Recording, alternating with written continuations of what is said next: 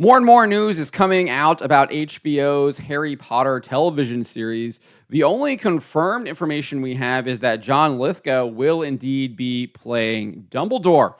And he recently explained why he chose to accept the role, saying that they just made it all sound very new. Now, this is a major, major red flag, given the fact that it shouldn't sound new. It should sound like the books. But let's get into this. I wrote this up over at phantompulse.com. You can find the link in the description below. So Lithgow confirmed he was playing Dumbledore at the end of February, telling Screen Rant, "Well, it came as a total surprise to me. I just got the phone call up at the Sundance Film Festival for yet another film, and it was not an easy decision because it's going to define me for the last chapter of my life, I'm afraid, but I'm very excited. Some wonderful people are turning their attention back to Harry Potter. That's why it's been such a hard decision. I'll be about 87 years old at the wrap party, but I've said yes." So now, speaking with Variety as part of its Know Their Lines series, he shared why he took on the role. First, he explained how this will likely be his last big role, basically reiterating what he said to Screen Rant, saying, "I don't know the Harry Potter canon by heart, as 98% of the world's population seems to. It was a huge decision because it involves the next several years of my life, and I'm not young. I mean, this is the last big role I'll probably play." He then shared his admiration for former Dumbledore actor Michael Gambon, saying, "I was a huge admirer of Michael Gambon. I never met him, but I always kind of idolized him. And Michael Gambon and I happened to have the same birthday, so I thought that was a kind of wizard-like touch." He then explained this. "My big question to them was, what is new about this? Why do more with the canon when it's already been done so well? They just made it all sound very new." So obviously, there's not a lot to kind of dig into there, but the fact that they're describing it as new, I think, does raise a red flag in my mind, because when I hear that, especially when you're doing adaptation, it makes me think of Rings of Power. It makes me think of Wheel of Time, and basically any kind of adaptation we've seen over the past couple of years where they're trying to push woke ideology into something that doesn't have it at all. That's kind of where my mind goes to, because that's the track record we've seen from Hollywood and the producers, the showrunners, etc. That is pretty much all that they've been doing. Now, are there exceptions? Yes, but for the most part, this is what we have been seeing. Star Wars, Marvel, etc. Add them in there as well. So that's a red flag for me. Finally, Lithgow also implied that the character's arc throughout the books was also appealing to him. He says, "As the kids grew older in the books, you learn more and more about Dumbledore, and he became a much more surprising, complicated character. They have described this to me, and I've got to discover it for myself and make it my own." So I do want to go back to this part where he says that it sounds very new, because when Warner Brothers announced that they were doing this television series, they said that it would be authentic to the original novels, not new. The stories from each of Rowling's Harry Potter books will become a decade-long series produced with the same epic craft, love, and care this global franchise is known for. The series will feature a new cast to lead a new generation of fandom, full of the fantastic detail, much-loved characters, and dramatic locations that Harry Potter fans have loved for over 25 years.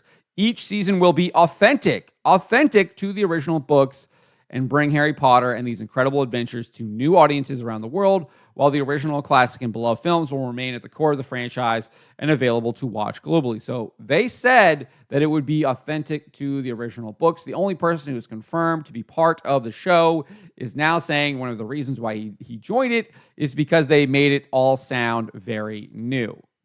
That doesn't sound like authentic to me. Doesn't sound like authentic. Again, big red flag in my mind.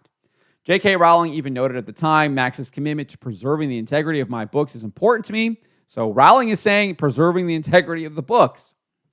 But we know that she's already engaged in changing those books, whether it is claiming that Dumbledore is gay after all the books have been published, or race swapping Hermione Granger in a stage play when the characters have been aged up.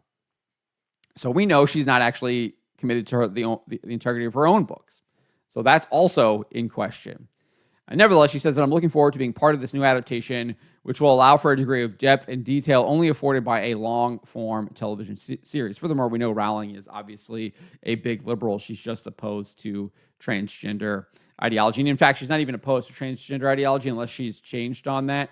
She actually embraces it. She just doesn't like that it's how it operates as a political movement, which makes no sense. Anyways, we go also to one of the show's writers, Andy Greenwald.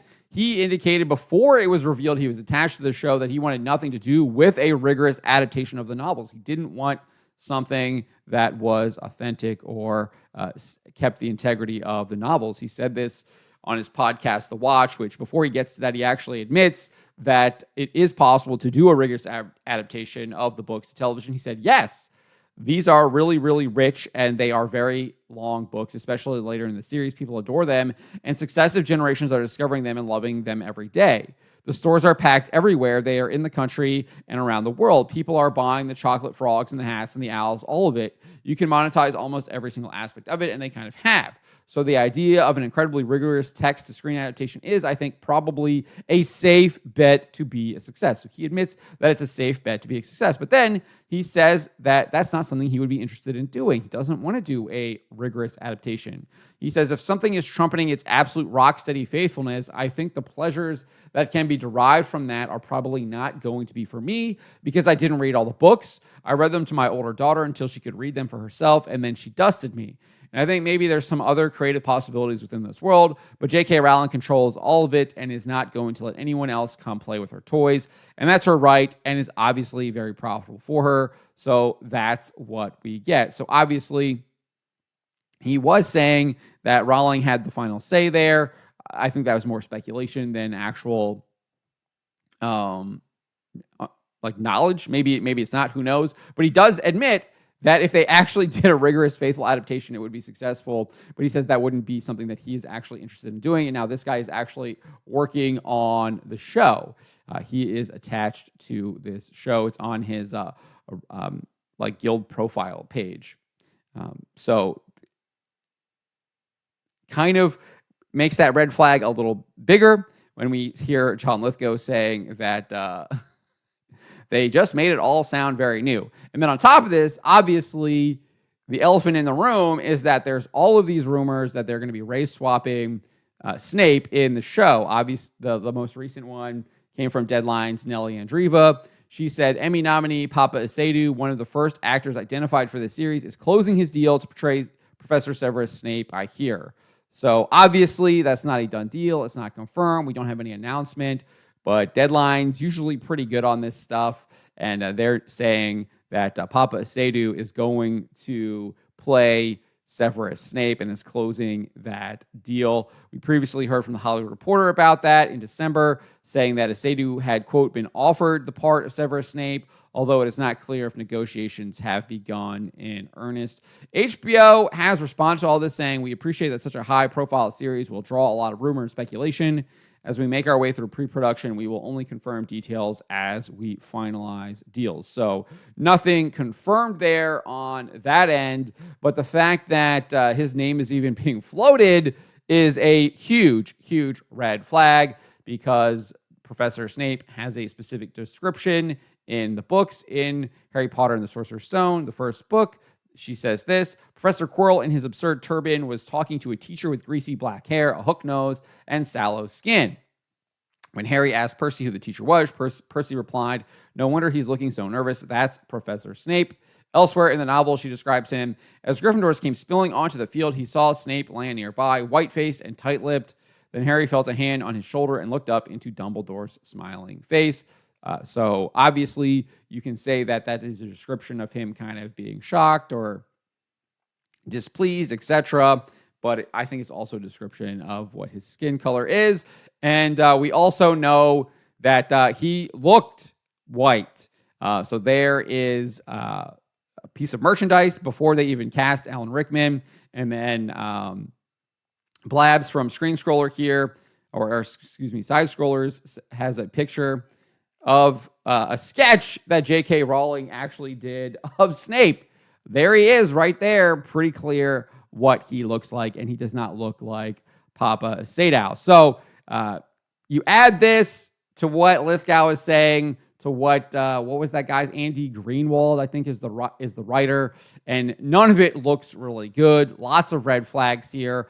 Does not look like it is going to be authentic to the original books. as HBO said. And if they go down this path, if they do not do the rigorous, faithful adaptation, I think it is going to be as dead on arrival as what we saw with Rings of Power, as what we are seeing with Wheel of Time.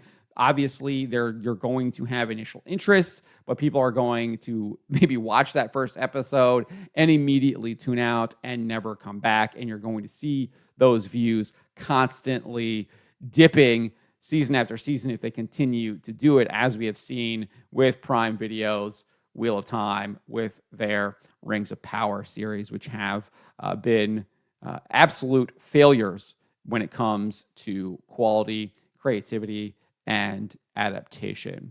But let me know what you guys make of what Lithgow had to say here about one of the reasons why he decided to take on the role of Dumbledore is because he says they just made it all sound very new. Let me know what you guys make of this in the comments below. Remember to always be charitable to each other and to always, always speak the truth.